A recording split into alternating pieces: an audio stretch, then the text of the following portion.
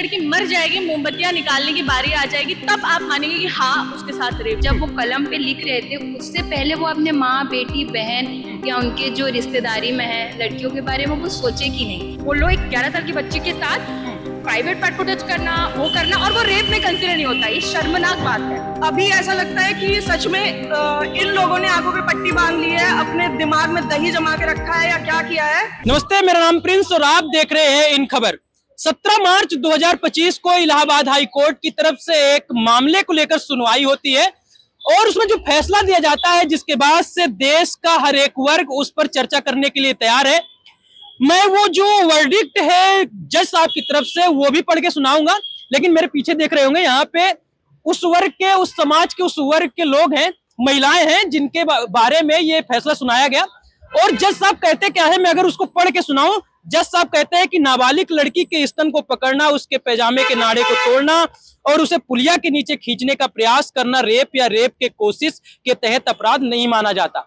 इस पर देश के लोग जो है लगातार बयानबाजी कर रहे हैं, लगातार दो धड़ों में बट भी रहे लोग। मुझे लगा लोगों के पास जाके इस मुद्दे पे बात करना चाहिए। महिला वर्ग है, लड़कियां और युवा है, ये लोग क्या सोचते हैं इस वर्डिक्ट को लेके बात करते हैं। आपको शुभ नाम? पल्लवी चंद। पल्लवी, मैंने जो अभी वर्डिक्ट था उसको पढ़ के सुनाया और आप लोग लगातार कहीं ना कहीं पत्रकारिता के सभी लोग छात्राएं हैं, तो इस चीज को देख भी रहे हैं और सुन भी रहे हैं। आप लोग क्या सोचते हैं इसको लेकर और समाज में क्या जा रहा है ये फैसला?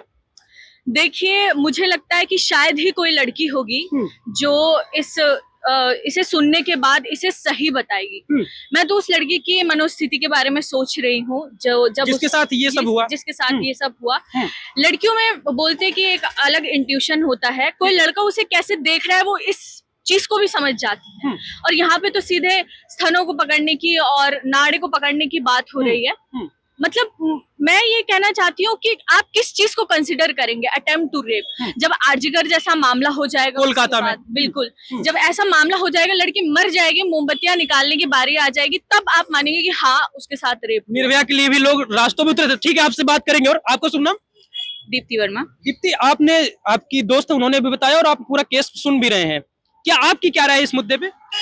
जैसा कि निशु ने बोला कि आप सारी घटना घट जाने के बाद उसको अटेम्प्ट टू रेप का श्रेणी में मानोगे, तो बिल्कुल मैं भी अग्री करती हूँ। और एक लड़की के तौर पे जब मैं हाई कोर्ट के इस बयान को जब सुनती हूँ तो मैं समझती हूँ कि कितनी निंदनीय बात है कि हाई कोर्ट ऐसे बयानबाजी कर रहा है।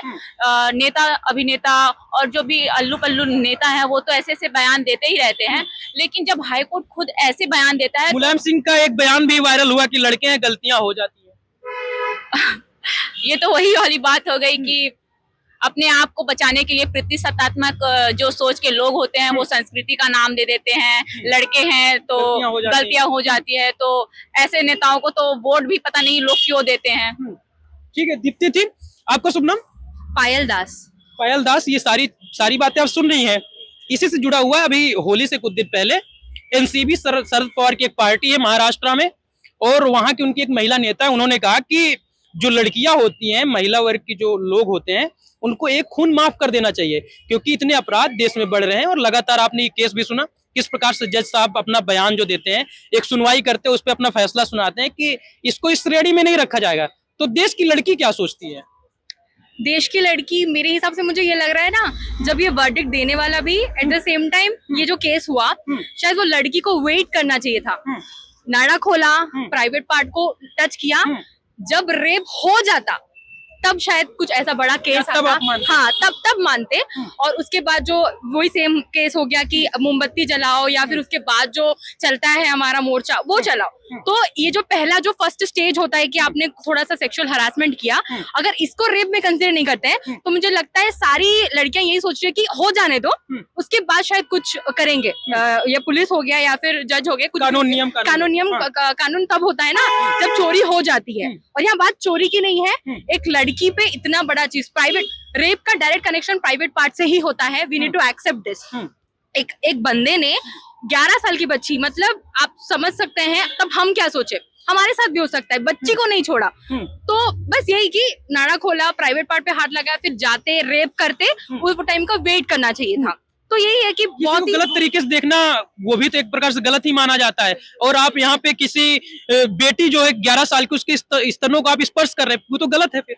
एग्जैक्टली आप देखना भी जो स्टॉकिंग होता है या फिर छेड़छाड़ भी जो होता है ना उसको भी बहुत ही, ये सारी लड़कियों का मतलब देश में ऐसा होता है, बहुत कम ही लड़की होगी जिसके पास ऐसा नहीं हुआ होगा, भले रिलेटिव्स हो गए कुछ भी हो गए, बच्चियों के साथ छोटे छोटे मेरे बहुत ही, हम लोग जब लड़कियां बैठकर डिस्कस करती हैं छोटी छोटी बातें बहुत है, नॉर्मल छेड़ना बहुत नॉर्मल है, अभी मैं जाऊंगी कोई कुछ बोल देगा, ऐसे ऐसे छोटे छोटे केसेस को भी ना इतना मतलब छोड़ दिया जाता है। और ये फिर भी एक स्टेज 2 या स्टेज 3 तक बोलो, एक 11 साल की बच्ची के साथ प्राइवेट पार्ट को टच करना, वो करना, और वो रेप में कंसिडर नहीं होता, ये शर्मनाक बात है। शर्मनाक बात है। और कल ही एक खबर आई गाजियाबाद से, जहां पर एक 6-7 साल की बेटी थी, एक बाप ने उसके साथ रेप किया, फिर उसकी हत्या भी कर दी, जिसके बाद उसकी गिरफ्तारी हुई। खैर, आपका शुभ नाम?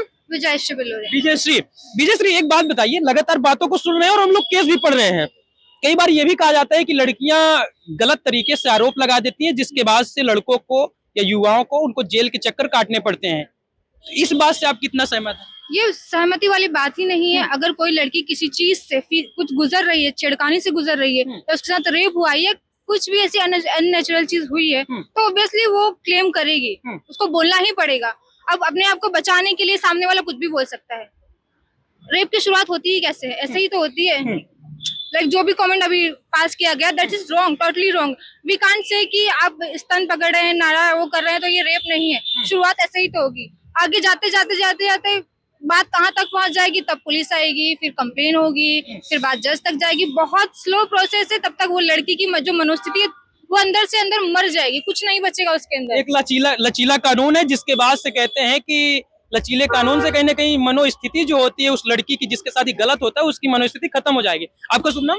पारुल भारद्वाज। पारुल, आपने ये सारा कुछ सुना, अभी जो हम लोग बातें कर रहे हैं, आपको क्या लगता है, क्या जज साहब ने जो निर्णय दिया कितना सही कितना गलत, क्या इसके लिए और अलग से कानून आने चाहिए? देखिए, मुझे ऐसा लगता है कोर्ट ने जजमेंट दिया है, ये ऐसा एक्सपेक्ट नहीं किया सकता, क्योंकि इस टाइम पे जब इतने केसेस आ रहे हैं रेप के, एक तरीके से इन चीजों को नॉर्मलाइज करना हुआ, और इससे ऐसी घटनाएं और बढ़ सकती हैं। तो इस मतलब कोर्ट को इस पे और ज्यादा सोचना चाहिए था और फिर ये स्टेटमेंट पास करना चाहिए। मतलब कहीं ना कहीं न्यायालय को उच्चतम माना जाता है पूरे देश में, सरकारों से भी, तो कहीं ना कहीं कानून को इसको ध्यान देना चाहिए, कोर्ट को ध्यान देना चाहिए। आपका शुभ नाम? निहारिका पटेल। निहारिका, पूरा केस सुन रहे हैं हम लोग, सारा कुछ सुन रहे हैं, तो क्या ये जो जज साहब ने सुनाया फैसला ये सही है या फिर कुछ और अलग से कानून बनने चाहिए रेप और बलात्कार को लेके? मेरा ये बोलना है कि मेरे जो दोस्त लोग बोले वो मैं उनके साथ पूरा एग्री करती हूँ, और मेरा ये बोलना है कि जो जज साहब ने बोला है वो टोटली गलत है।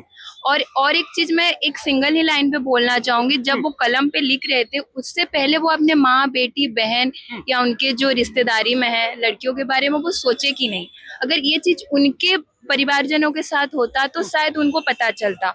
और एक चीज है, कानून हुआ, सर्वोच्च न्यायालय, सुप्रीम कोर्ट, हाई कोर्ट, इन सब के ऊपर लोग भरोसा करते हैं। अगर वहां से ऐसा रूल्स आएगा, ऐसा कानून बन के आएगा तो लोग किसके पास जाएंगे? और हमारे भारत में मतलब नारी को इतना सम्मान के साथ रखा जा रहा है, और वहां पे अगर ये कानून बन रहा है तो कॉमन पीपल जो है वो किसके ऊपर भरोसा करेंगे? बिल्कुल। आपका शुभ नाम? शालिनी। क्या कहेंगे ये पूरे वर्डिक्ट पे जो जज साहब ने सुनाया? मुझे तो तरस आता है जज साहब पे। मुझे लगता है कि उन्हें कानून की पढ़ाई थोड़ी और अच्छे से पढ़नी चाहिए थी। अभी भी शायद उनको पढ़ना चाहिए, उनको जानना चाहिए कि कानून लिखना और कानून बनाना कितना महत्वपूर्ण होता है इस एक देश को चलाने के लिए।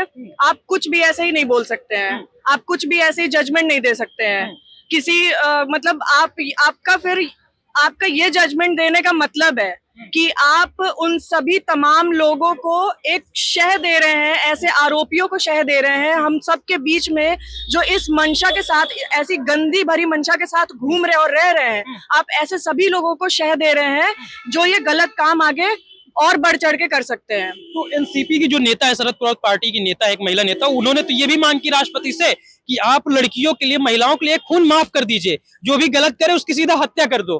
क्या ये सही है? क्या सही नहीं है। मुझे लगता है कि जो कानून बने हैं अगर वही सही से फॉलो किया जाए तो बहुत कुछ किया जा सकता है, लेकिन अभी ऐसा लगता है कि सच में इन लोगों ने आंखों पे पट्टी बांध ली है, अपने दिमाग में दही जमा के रखा है या क्या किया है, ये उस चीज को फॉलो अप नहीं कर पा रहे हैं, जो कानून बने हुए हैं उसको फॉलो अप नहीं कर पा रहे हैं। और सजा देने का तो बहुत दूर की बात है कि सजा कैसे सजा तक पहुंचाया जाए। आप बीच में ही ऐसे ऐसे बयान दे रहे हैं, ऐसे जजमेंट दे रहे हैं कि लोग सोचना समझना भूल जा रहे हैं कि इसके बाद क्या किया जाए। ठीक है, आपका शुभ नाम? वंशिता। वंशिका? वंशिता। वंशिता, वंशिता ये बताइए, जिस प्रकार से जज साहब ने अपना फैसला सुनाया उसके बाद ये कहा जा रहा है कि जो अपराध की श्रेणी है, रेप और बलात्कार की जो कार्यक्रम चल रहे हैं उसमें कहीं ना कहीं लोगों को बढ़ावा मिलेगा। जिस प्रकार से आप वर्डिक्ट दे रहे हैं उससे तो कहीं ना कहीं लोगों के अंदर जो भय है वो तो खत्म हो जाएगा। सहमत इस बात से? उन्होंने जो भी फैसला किया है वो बहुत ही गलत है, जैसा कि मेरे सारे दोस्तों ने यहाँ पर बताया। ये बिल्कुल भी गलत है, ऐसा नहीं होना चाहिए था। रेप तो रेप ही होता है ना, और रेप जो होता है वो प्राइवेट पार्ट से ही स्टार्ट होता है। उन्होंने ये जो उनका फैसला था बिल्कुल भी गलत था। जैसे आप बाकी की कंट्रीज में देखते हैं, इंडिया के बाहर अगर आप देखें तो वहाँ पे इतने केसेस नहीं होते, क्योंकि वहाँ पे रूल्स और लॉज बहुत ही अच्छे हैं, कानून वहाँ पे बहुत सोच समझ के फैसला किया जाता है, जो कि इंडिया में नहीं होता बिल्कुल भी। मैंने देखा है बहुत से केसेस, कितने रेप केसेस होते हैं दिल्ली में, कितने सारे होते हैं, लेकिन कुछ भी नहीं निर्भया जैसा होता। केस भी एक हुआ था। निर्भया जैसा केस हुआ था, उन्होंने क्या किया? कुछ भी नहीं किया, वो सुनवाई भी नहीं करते अच्छे से। इसलिए तो केसेस इतने बढ़ते जा रहे हैं। अगर जिस दिन रूल और रेगुलेशन स्ट्रांग हो जाएंगे उस दिन से ये चीजें जो हो रही हैं, रेप हो रहा है, लड़कियां डरना बंद कर देंगी, लड़कियां अपने घर से निकलेंगी, उनको सेफ महसूस होगा।